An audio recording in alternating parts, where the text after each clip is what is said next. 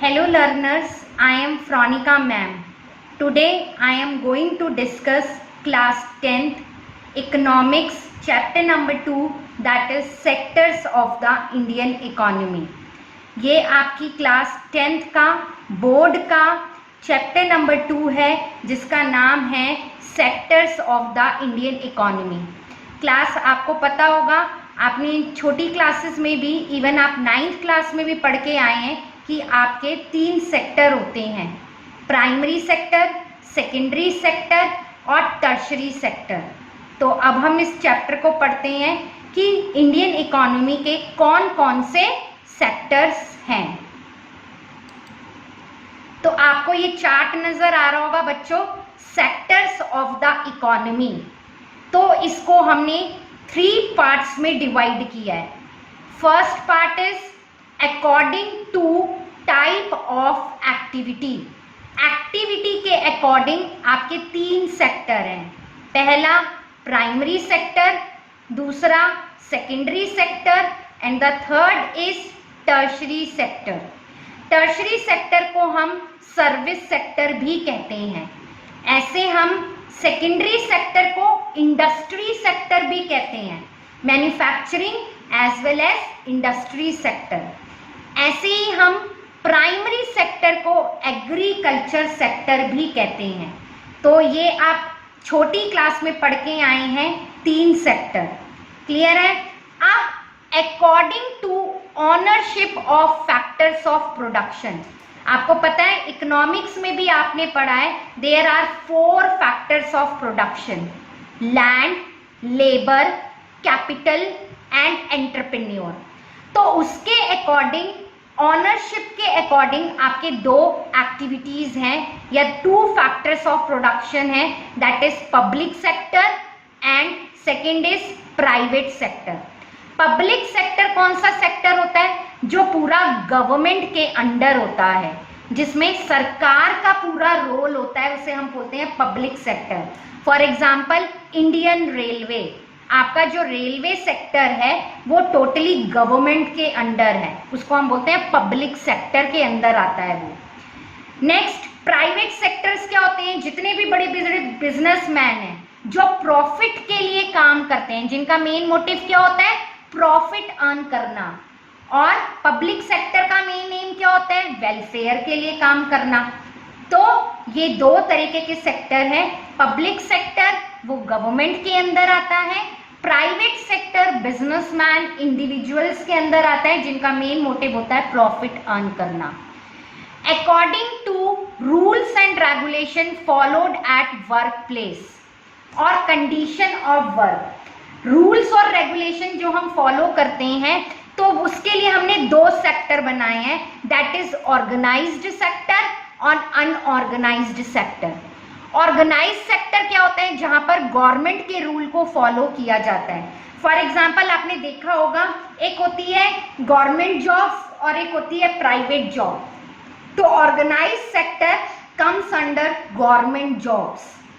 जितनी भी सरकारी नौकरियां हैं ना, जहां पर उनको पूरे DA, PF, अलाउंस वगैरह सारे बेनिफिट्स मिलते हैं, वो किसके अंदर आता है? ऑर्गेनाइज्ड सेक्टर के अंदर आता है। और अनऑर्गेनाइज्ड सेक्टर कौन सा होता है? जहां पर गवर्नमेंट का कोई रूल नहीं होता। अब आप मुझसे पूछेंगे कि मैंने आपको चार्ट क्यों समझा रही हूं? क्योंकि 1 मार्कर में क्वेश्चन पूछा जाता है, एक्टिविटी के अकॉर्डिंग कौन से सेक्टर होते हैं और कितने सेक्टर होते हैं। तो सेक्टर्स ऑफ द इकोनॉमी को 3 पार्ट्स में डिवाइड किया गया है। एक्टिविटी के अकॉर्डिंग इसके 3 सेक्टर होते हैं, primary, secondary and tertiary sector.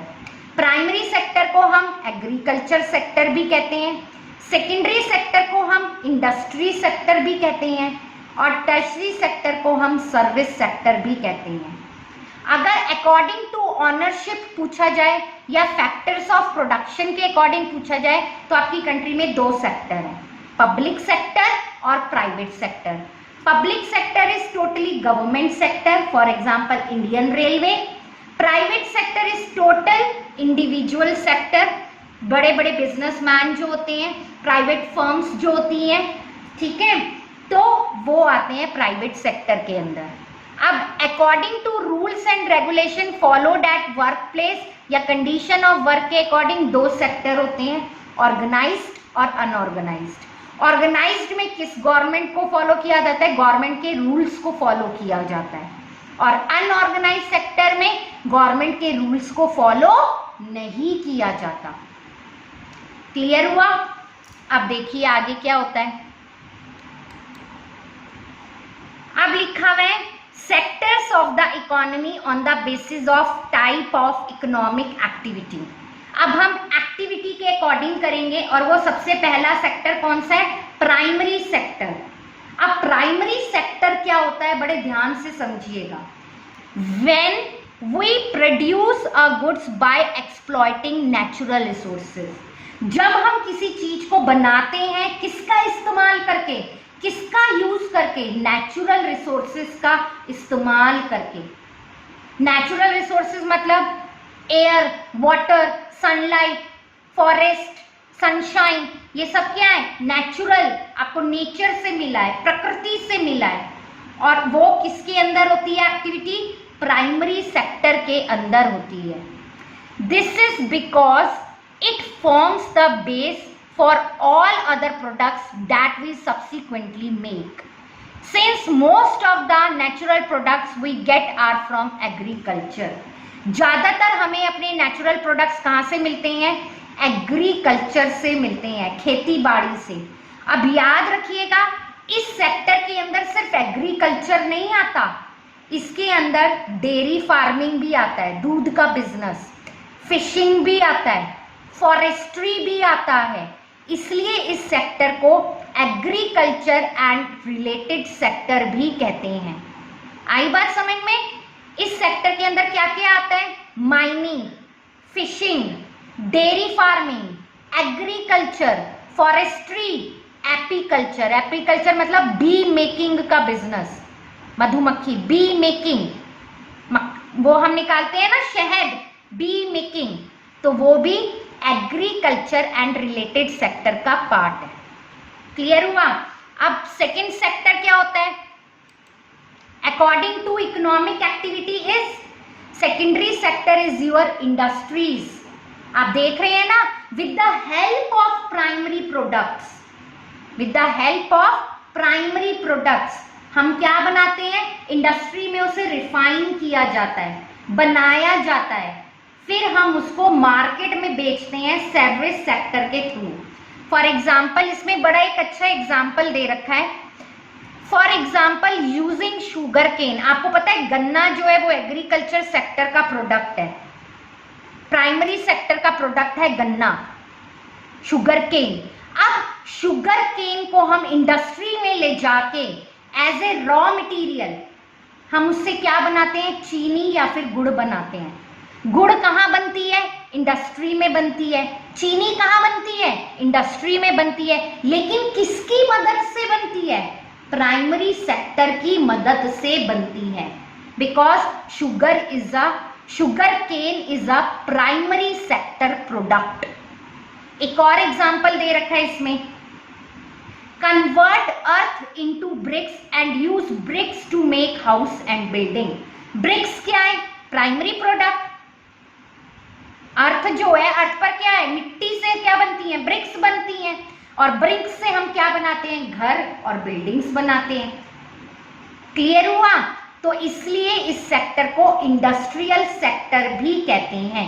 जितनी भी आपकी कंट्री में इंडस्ट्रीज आती हैं, sugar industry, automobile industry, fertiliser industry, iron and steel industry, जितनी भी इंडस्ट्रीज हैं आपके अंदर, कॉटन इंडस्ट्री, टेक्सटाइल इंडस्ट्री, वो सब सेकेंडरी सेक्टर का पार्ट है।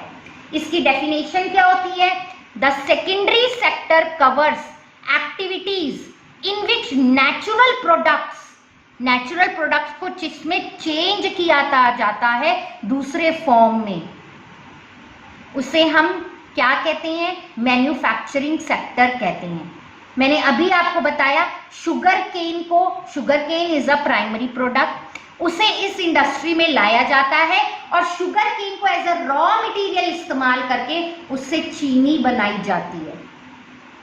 For example cotton is a raw material, cotton is a primary product. Cotton के इस्तेमाल से एज अ रॉ मटेरियल से हम क्लोथ्स बनाते हैं। क्लोथ्स कहाँ बनते हैं? इंडस्ट्री में बनते हैं।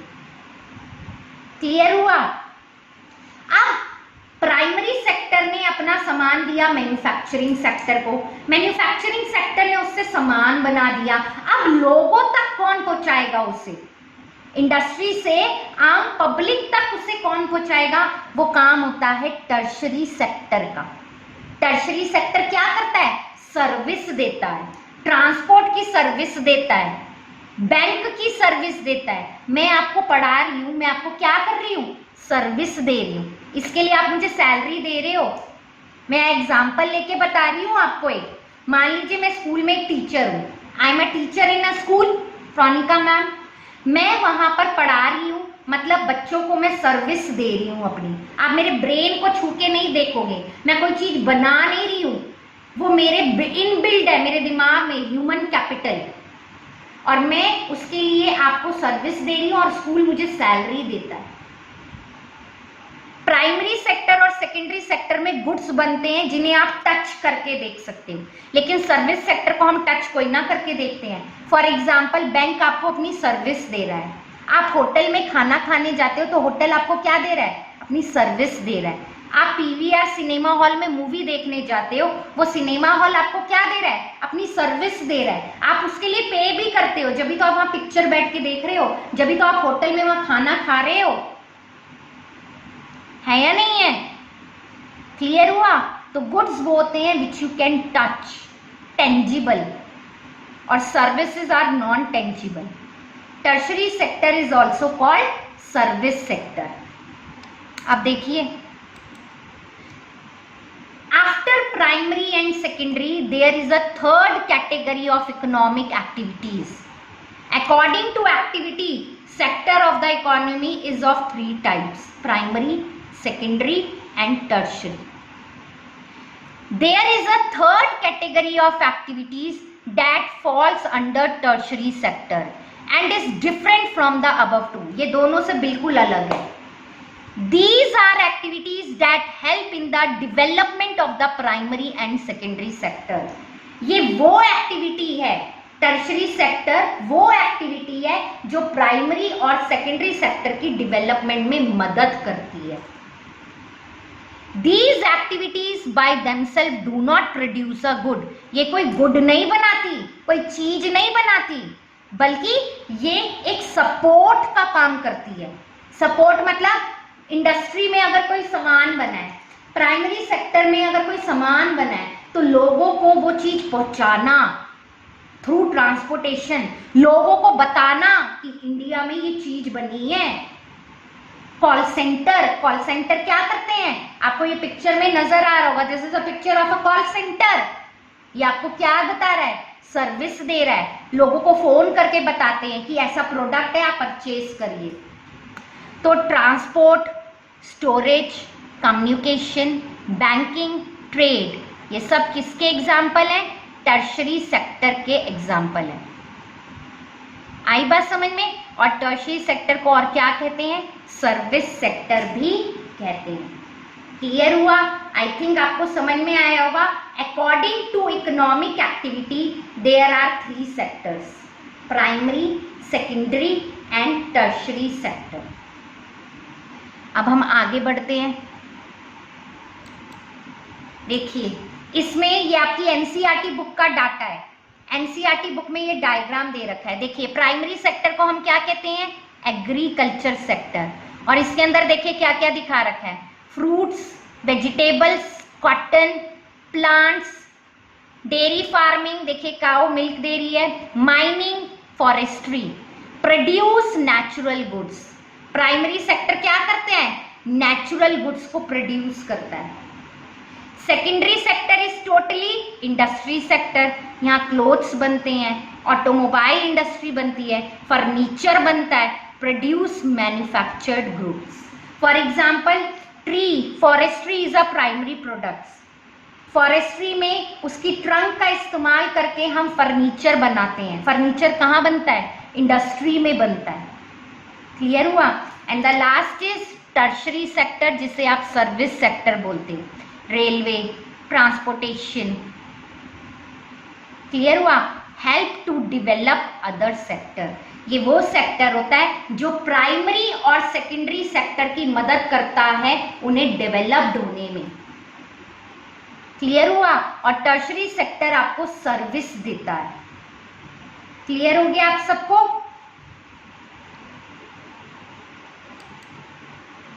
नेक्स्ट आपको ये पिक्चर दे रखी है और इसमें प्राइमरी सेक्टर के अंदर देखिए क्या क्या आता है। Dairy farming, fishing, coal mining and oil wells, ये सब इसके अंदर आते हैं। अब सेकेंडरी सेक्टर में क्या आता है? Car manufacturing, house building, bread making, furniture, ये सब क्या है? इंडस्ट्रीज हैं। ऐसी टर्शरी सेक्टर में कौन कौन सी इंडस्ट्रीज आती हैं? बैंकिंग, बस ड्राइविंग, बैंक क्या कर रहा है? आपको अपनी सर्विस दे रहा है। बस ड्राइवर क्या कर रहा है? आप पे कर रहे हो, आपको कहीं जाना है तो वो आपको क्या दे रहा है? अपनी सर्विस दे रहा है। देन हेयर ड्रेसिंग, आप किसी भी सलून में जाते हो या पार्लर में जाते हो, वो आपको क्या कर रहा है? सर्विस दे रहा है। आप उसके हेयर कटर के सामान को छू छू के कोई ना देखते हो, वो आपको क्या दे रहा है? आप उसको पे कर रहे हो, आपको अपनी सर्विस दे रहा है। टूरिज्म, आप कहीं पर भी घूमने जाते हो, बाय प्लेन जा रहे हो, कैसे भी जा रहे हो, बाय बस जा रहे हो, वो आपको क्या दे रहे हैं? अपनी सर्विस दे रहे हैं। क्लियर हुआ क्लास? अब देखिए, this is the basic difference between primary, secondary and tertiary sector. Class, आपको मैं एक बहुत इंपॉर्टेंट इंफॉर्मेशन भी देना चाहती हूँ कि आपको ना किसी मेरे चैप्टर के नोट्स बनाने की ज़रूरत नहीं है। आपको एनसीईआरटी बुक भी पढ़ने की ज़रूरत नहीं है। अगर आप पढ़ना चाहते हैं, वेल एंड गुड, बहुत अच्छा है आप एनसीईआरटी बुक पढ़ते हैं, क्योंकि बोर्ड में पेपर एनसीईआरटी में से आता है, किसी गाइड में से नहीं आता। और अगर आप बात करें कि आपको नोट्स चाहिए, तो ये नोट्स की फॉर्म में ही तो है मेरे chapter.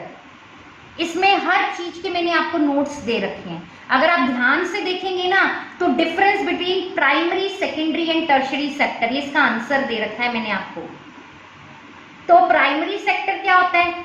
It is involve with agriculture and direct use of natural resource. मैंने अभी आपको बताया प्राइमरी सेक्टर में क्या होता है? एग्रीकल्चर होता है, और डायरेक्टली हम किसका इस्तेमाल कर रहे हैं? नेचर के रिसोर्सेज, प्रकृति के रिसोर्सेज, संसाधनों का इस्तेमाल कर रहे हैं। इसके अंदर क्या क्या आता है? फार्मिंग, एपीकल्चर मतलब बी मेकिंग, बी कीपिंग, शहद, कैटल फार्मिंग एक्सेट्रा। अब सेकेंडरी सेक्टर क्या होता है? With the help of primary sector as a raw material, primary sector को industry sector as a raw material की तरह इस्तेमाल करता है और उसे एक फिनिश प्रोडक्ट में कन्वर्ट कर देता है। क्लियर हुआ? और उसके अंदर कौन कौन सी इंडस्ट्रीज आती हैं? Iron and steel industry, sugar mill industry, shoe factory. Shoe किससे बनता है? लेदर से। लेदर कहां से आता है? आपको पता है सबको लेदर कहां से बनता है। तो प्राइमरी प्रोडक्ट की मदद से सेकेंडरी सेक्टर उसे रिफाइन करता है, उसे ठीक करता है, उसको एज अ रॉ मटेरियल इस्तेमाल करता है और उससे एक वो प्रोडक्ट बना देता है। अब इन दोनों चीजों को पब्लिक तक कौन पहुंचाता है? लोगों को कौन बताता है? टर्शरी सेक्टर इन दोनों सेक्टरों की मदद करता है। फॉर एग्जाम्पल बैंकिंग, बैंक आपको क्या करता है? सर्विस देता है। आप बैंक की बिल्डिंग को छू कर नहीं देते, बैंक आपको कोई चीजें बना के नहीं देता, बैंक आपको सर्विस देता है। ट्रांसपोर्टेशन आपको सर्विस देता है। BPO centre, call centre, consultancy, ये सब आपको क्या देते हैं? सर्विस देते हैं। क्लियर हुआ आपको? आगे देखते हैं। Okay, sectors of economic activity. Primary sector में क्या क्या आता है? Forestry, fishing, farming, mining. अब तो आपको पता चल गया होगा प्राइमरी सेक्टर में क्या क्या आते हैं। सेकेंडरी सेक्टर में क्या होता है? कंस्ट्रक्शन होता है, रिफाइन किया जाता है, चीजों को बनाया जाता है, for example car manufacturing, car बनाई जाती हैं, steel work, dress maker, dress बनाए जाते हैं, क्लोथ्स बनाए जाते हैं, बिल्डर्स क्या करते हैं, बिल्डिंग बनाते हैं। तो ये सब किसका पार्ट है, मैन्युफैक्चरिंग का पार्ट है। अब टर्शरी सेक्टर क्या करता है, अपनी सर्विस देता है। फॉर एग्जाम्पल लॉ, आप कोर्ट में जाते हो, कोर्ट आपको क्या दे रहा है, हाई कोर्ट, सुप्रीम कोर्ट अपनी सर्विस दे रहा है।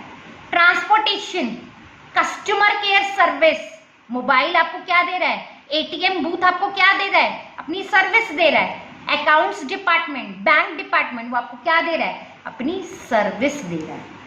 And all these three sector are interdependent. ये तीनों सेक्टर एक दूसरे पर निर्भर हैं।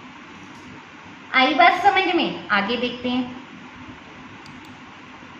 लिखा भी है the three sectors are interdependent on one another. ये तीनों सेक्टर एक दूसरे पर निर्भर हैं। प्राइमरी सेक्टर क्या करता है, production of things using natural resources, natural resources का इस्तेमाल करके ये एक प्रोडक्ट बनाता है। सेकेंडरी सेक्टर क्या करता है, प्राइमरी सेक्टर की मदद से एज अ रॉ मटेरियल उसका इस्तेमाल करके वो एक प्रोडक्ट बनाता है। अब टर्शरी सेक्टर क्या करता है, टर्शरी सेक्टर प्राइमरी और सेकेंडरी सेक्टर की मदद करता है लोगों तक वो सामान पहुंचाने में। इन दोनों सेक्टर को डेवलप्ड करने में टर्शरी सेक्टर मदद करता है। लेकिन याद रखिएगा, टर्शरी सेक्टर सर्विस देता है, अपनी गुड्स नहीं प्रोड्यूस करता। क्लियर हुआ? अब हम आगे देखते हैं। ये आपको एक सिंपल सा एग्जाम्पल भी दे रखा है। For example sugar cane growing, sugar cane उगाया जा रहा है प्राइमरी सेक्टर में। फिर ट्रांसपोर्टेशन ऑफ शुगर केन को कहाँ पहुंचाया जा रहा है, ट्रांसपोर्ट करके। और ट्रांसपोर्टेशन किसका पार्ट है, टर्शरी सेक्टर का। हेल्प कर रहा है ना टर्शरी सेक्टर, किस सेक्टर की हेल्प कर रहा है, प्राइमरी सेक्टर की। और ये टर्शरी सेक्टर कहाँ पहुंचा रहा है, मैन्युफैक्चरिंग सेक्टर में पहुंचा रहा है, जिससे इस गन्ने से वो क्या बनाएंगे, चीनी और गुड़ बनाएंगे। और गुड़ बना के वो क्या बन जाएगा, फाइनल प्रोडक्ट। और फाइनल प्रोडक्ट कौन खरीदेगा, कंज्यूमर ऑफ यूर कंट्री। कौन खरीदेगा, कंज्यूमर। ऐसे ही पीचेस का एग्जाम्पल दे रखा है। क्लियर हुआ? तो मैंने आपको शुगर केन का एग्जाम्पल बताया, you can read peaches example as well. ये आपकी एनसीईआरटी बुक का एग्जाम्पल दे रखा है, यू कैन डन योरसेल्फ। इसे आप खुद ट्राई कर सकते हैं। नहीं आया तो आप कमेंट सेक्शन में लिखिएगा। अगर आपको ये समझ में नहीं आया तो मैं इसे एक्सप्लेन कर दूंगी और आपको बता दूंगी कि इसमें करना क्या है। लेकिन फर्स्ट यू ट्राई, और मुझे लगता है आप बड़ी आसानी से अब इसे कर पाएंगे। क्लियर है? ये आपकी एनसीईआरटी का टेबल है, टेबल 2.1। अब लिखा है कंपेयरिंग द थ्री सेक्टर, तीनों सेक्टर को कंपेयर करिए। बट मुझे लगता है तीनों सेक्टर एक दूसरे पर इंटरडिपेंडेंट है। The various production activities in the primary, secondary and tertiary sector produce a very large number of goods and services. ये तीनों सेक्टर बहुत बड़ी क्वांटिटी में गुड्स और सर्विसेज बनाते हैं। Also, the three sector have a large number of people working in them to produce these goods and services. और इन sectors के अंदर हमारे देश की बहुत सारे लोग काम करते हैं और वो क्या बनाते हैं, गुड्स बनाते हैं और सर्विसेज देते हैं। The next step therefore is to see how much goods and services are produce. कितने हमारी कंट्री में गुड्स प्रोड्यूस होते हैं और कितने लोग इन सेक्टरों में काम करते हैं, ये लिखा गया है।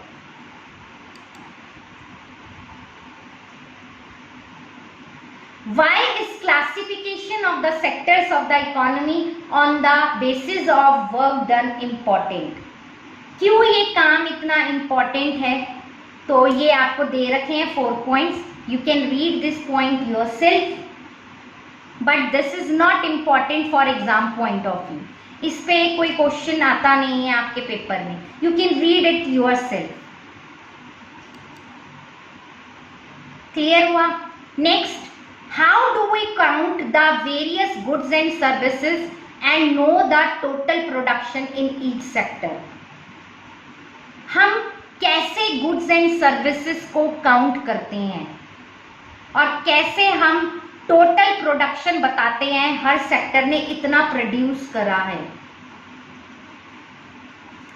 अब मैं आपको ना इसका एक सिंपल तरीका बताती हूं कि कैसे हम ये सब करते हैं। देखिए, आप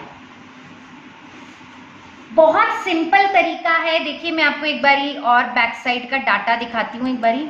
देखिए, how do we count the various goods and services and know the total production in each sector. मैं आपको इसका एक तरीका बताती हूँ कि कैसे होता है। हमारी कंट्री में हम सिर्फ फाइनल गुड्स एंड सर्विसेज को लेते हैं। अब आप मुझसे पूछेंगे कि फाइनल गुड्स एंड सर्विसेज क्या होते हैं।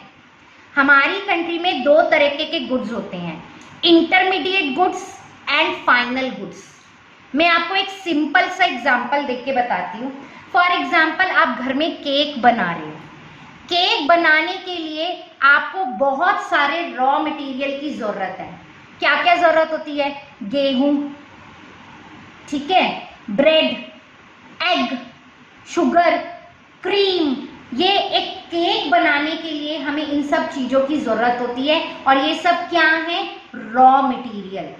तो जो भी रॉ मटेरियल होता है ना, हम उसे बोलते हैं इंटरमीडिएट गुड्स। और केक जो पूरा बन के तैयार हुआ उसे हम बोलते हैं फाइनल गुड। हमारी कंट्री में सिर्फ फाइनल गुड्स को काउंट किया जाता है, इंटरमीडिएट गुड्स को हम काउंट नहीं करते। मैं अगेन अपनी बात को रिपीट कर रही हूं। हमारी कंट्री की नेशनल इनकम मतलब जीडीपी, ग्रॉस डोमेस्टिक प्रोडक्ट। अब ग्रॉस डोमेस्टिक प्रोडक्ट क्या होता है कि एक साल के अंदर आपकी कंट्री में कितने final goods and services produce हुए।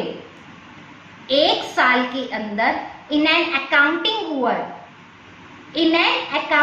Year only final goods and services produced in your country.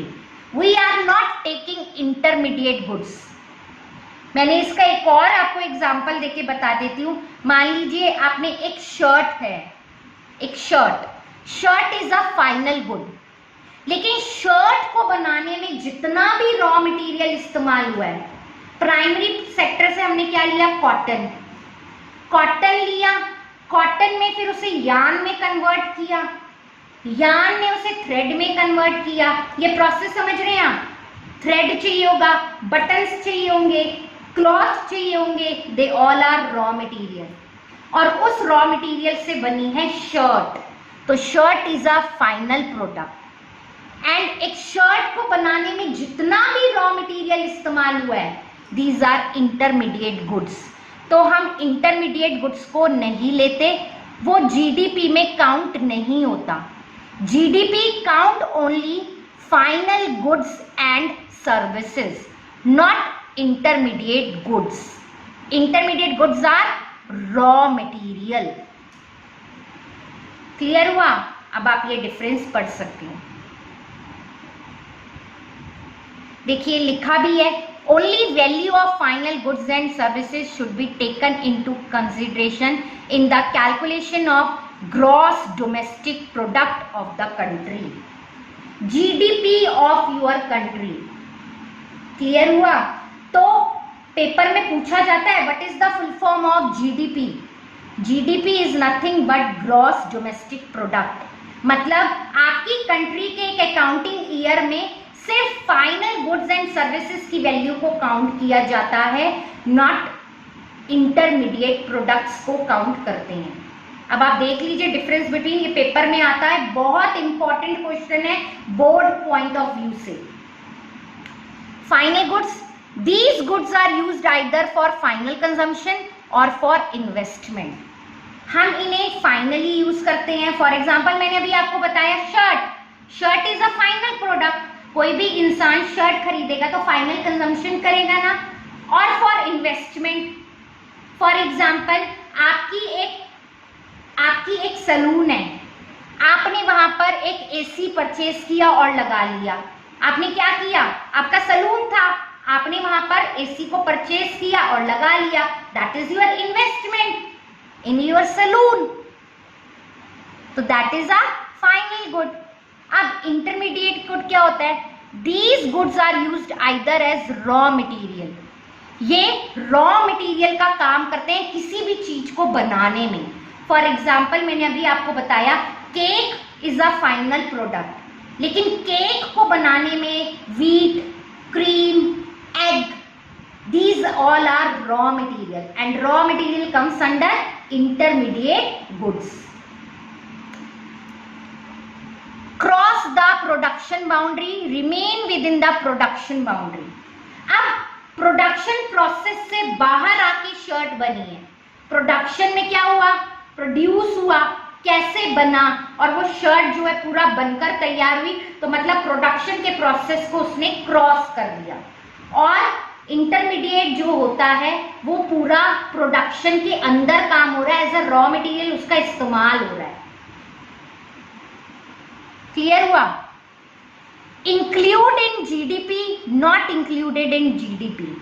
Final goods मैंने अभी आपको बताया नेशनल इनकम में काउंट होते हैं, डोमेस्टिक इनकम में काउंट होते हैं, intermediate are not counted in GDP, क्योंकि बहुत मुश्किल होता है इसे कैलकुलेट करना। आप कितने लोगों का डाटा कैलकुलेट करोगे, व्हीट कहाँ से लिया, फिर हमने क्रीम कहाँ से ली, फिर हमने एग कहाँ से लिया, इतने सारे डाटा को कलेक्ट करने में बहुत टाइम लगता है। हम डायरेक्ट केक की वैल्यू को ले लेते हैं कि केक 500 रुपये का है, 1 kg केक 500 रुपये का है। हम ये नहीं देखते कि हमने गेहूं कितने का लिया, हमने एग कितने का लिया, हमने क्रीम कितने की ली, हम उसे नहीं लेते, हम डायरेक्ट केक की वैल्यू लेते हैं कि 1 kg केक वैल्यू इज ₹500।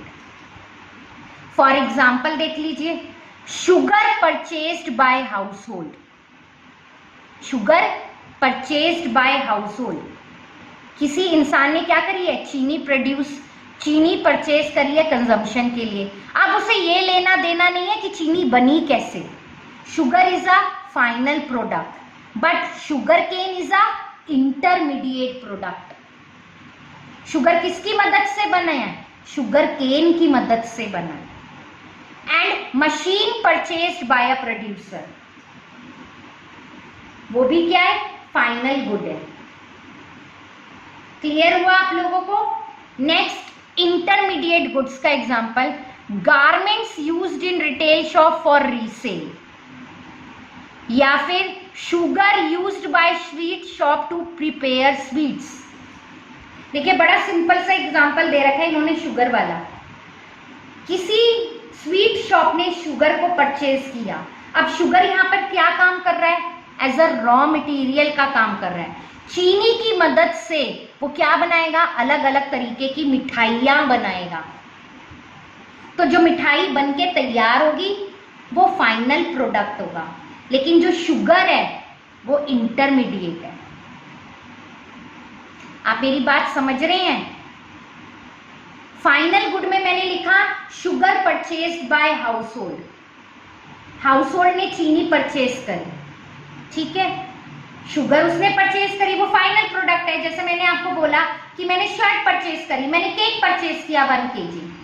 लेकिन अगर मैं इंटरमीडिएट की बात करूं तो इन्होंने एक एग्जांपल दे रखा है कि sugar used by sweet shop, sweet की दुकान ने शुगर का इस्तेमाल किया एज अ रॉ मटेरियल और उससे उसने क्या बनाई, मिठाइयाँ बनाई।